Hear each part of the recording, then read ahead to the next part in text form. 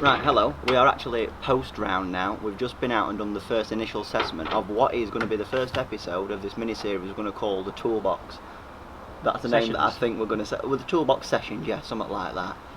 So basically, myself, Callum, get together. We're going to do 3 months worth of coaching. This is going to run from now till the end of October, and it's basically just going to track his progress. This is the most intimate thing coaching wise that I've done in regards to taking one person from a point and then seeing where they get to, because lessons that I tend to have is, can you fix me? Yeah, sorted, right, I'll see you in 3 or 4 months when something else goes up, do you know what I mean? Yeah. So this is going to be like a real cool progression type video. So we are, like I said, now off the course enjoying a beautiful Heineken. Heineken, if you want to get in touch with us and sponsor this video, you definitely can do.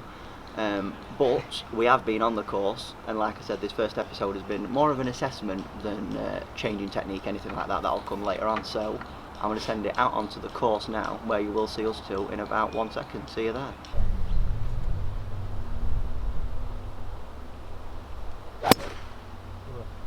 That's why we're having a warm-up on, isn't it? Yeah. So, this is Callum. On a bit of a hot streak at the minute, aren't we? Yeah. We were just debating whether this was the actual right time to start this thing, whatever we've called it, or not. So last competition round, what did you do? 41. Yeah, points with a blob, which brought me from an 18.1 to 16.0. Right, so that is 2.1 shots off. Yeah.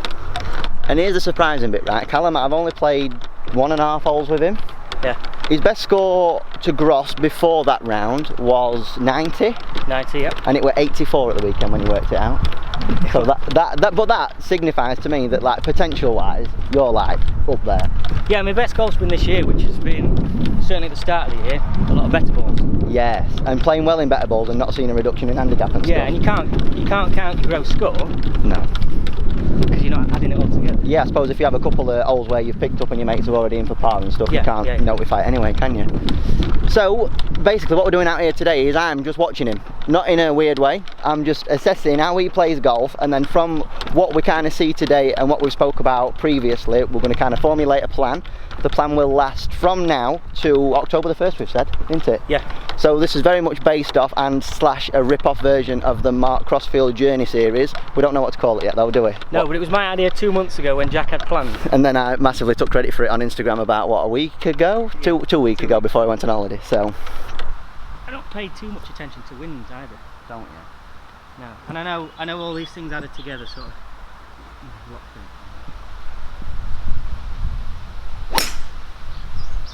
Good one. Yeah, good shot then. Talk me through your equipment. Let's have a look what we've got. So, Callaway XR driver 3 wood, yeah? Yeah. Driver don't get used that much? 2 holes. Right. Which are round here? Next one, which is 15. Yep. And number 10, because if it's going to go right, it's safe. We're pushing it close to the green, yeah. Cool, right. And then, irons wise, what's the exact model? Ram FX9. I think I can remember these, you know. Yeah. Well, I've had them 10 years or so, and then they were my uncle's before that. Right. Looking to upgrade these anytime soon, or? Yeah. Right, cool. I planned last year, but certainly this year, I think that's a plan we can look at. Well, if within this series of videos we could do a bit of a fitting, that'd be pretty cool, wouldn't it? Yeah. We'll see how it goes. Might not need to. I'd quite like to have a look at your gapping though. Yeah. Because I don't know where I hit them. I know sort of roughly, but. Right, cool. Yeah, that'd be an easy one we can do. And then wedges, we're moving to a right combination. What is that? Ice. So this was 20 quid on eBay because I needed a bit of gap. Yeah. Between my pitching wedge and my sand wedge. So that's 52 degrees. Yeah. And then we've got 5660 in the hot blade. Tadmore they're called, aren't they? Blaster. No, Blaster. Hot blade Blaster. Oh, Tadmore, yeah. Yeah, that's the one. So that was the guy that designed them, right? So these are like the extra little rudder on the top that's meant for a bit more help out of bunkers and stuff. Yeah. So plenty of bounce and aimed around ease of getting out of bunkers. They were cheap when I needed them at the time. Yeah. And that could be 4 or 5 years. Yeah. And then the pièce de résistance. Oh. This absolute weapon. Beauty, this one. It goes definitely from 0 to 100, doesn't it? From irons and wedges to putter.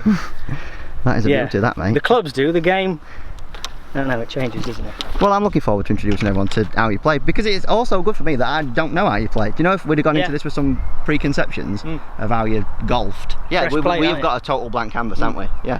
No preconceptions, anything like that, so it's good. It won't be far away, that, you know.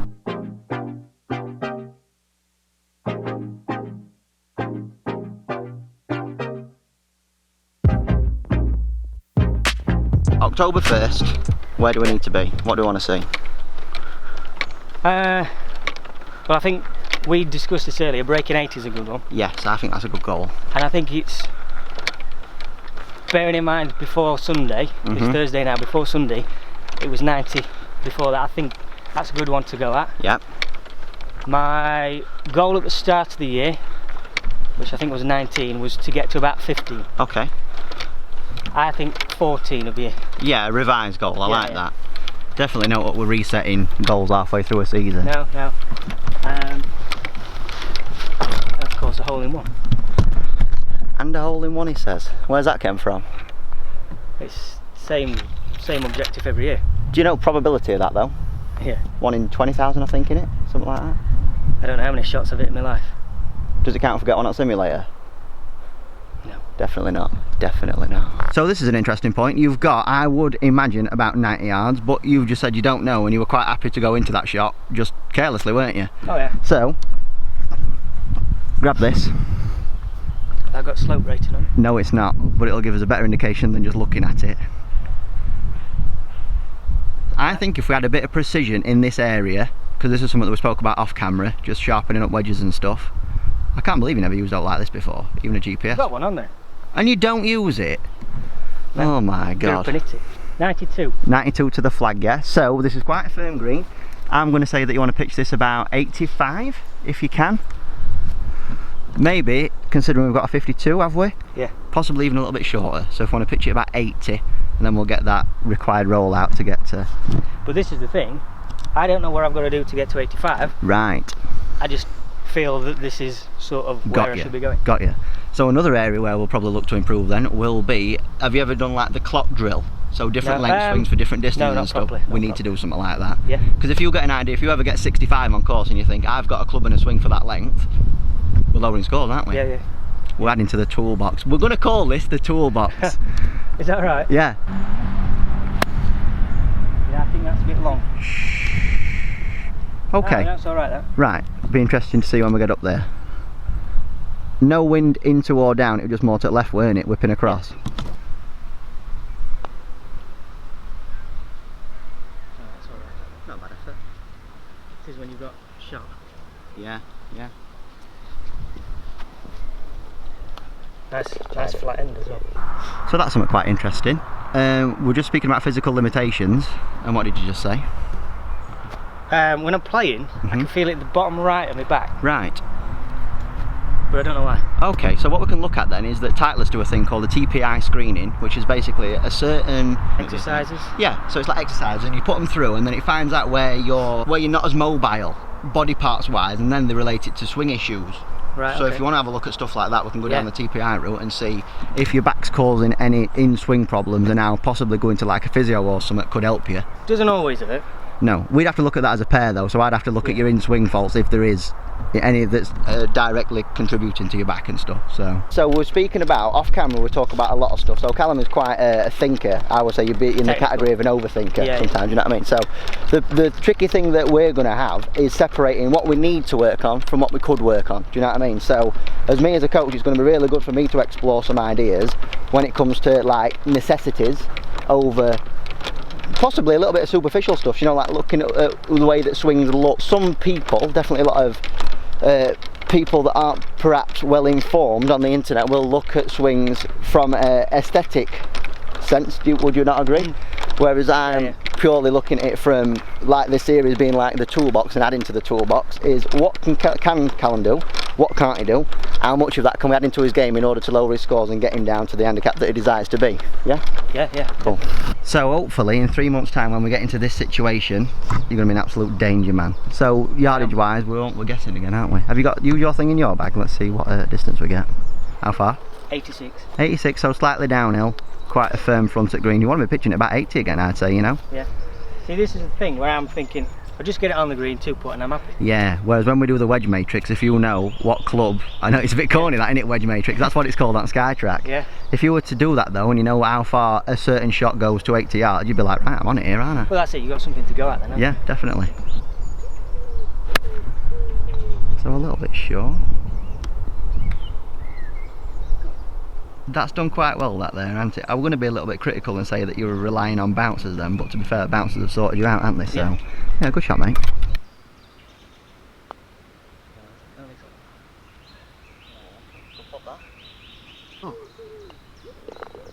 Because we did do a putter fit in how long ago? 4 week, 5 week?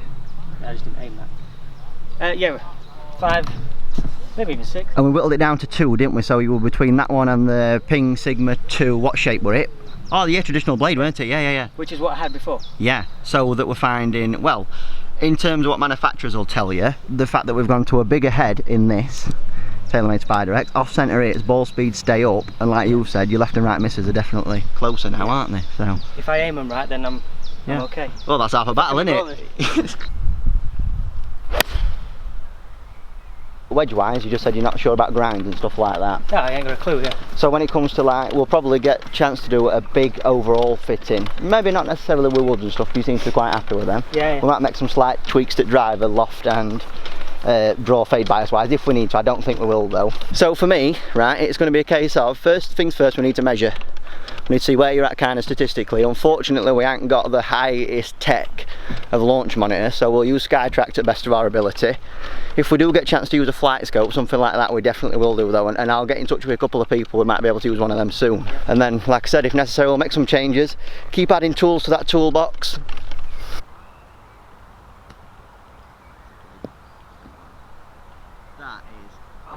That is almost unbelievable. This is what I mean about the look thing though. Yeah. That is a tight line. Isn't it? Lovely that though. The thing is, if I pull it slightly doing that, Yeah, you play that danger. Yeah, you are. Just show me making it a driver off the deck about 220. That's a good one to have in the toolbox. And we're just like that, we're back in. Well, that was good, wasn't it? I know, pretty quick that, weren't it? So, lots of good stuff in that first session there in the initial assessment. I will go away from this, make a bit of a contingency plan, thinking about things that we need to work on first and foremost. One thing that stands out to me is the wedge matrix. Yeah. That's the big one initially, and the gapping session. So we'll look at getting distances nailed down. We do kind of need to measure first to see where we're at. So if we do get use of a flight scope, something like that, that'll be ideal, because then we can always refer back to that as we're working later on down the line, stuff like that. But all in all, I think you've got potential to get where you need to handicap wise and get where you need to score wise. If we can break 80 in these 3 months, yeah, brilliant. But I think if we can get the wheels in motion so that it happens not too long after, that will also be a right bonus for me. Do you know what I mean? So. Well, it's from now to the end of the year. Pretty much, yeah. Because those objectives. Yeah, we've said golfing year as running until October. That's when we're doing this from. But he's going to carry on playing indefinitely, aren't you? You've got no plans to retire anytime soon, have you? Is that what you want to say? What you want to add?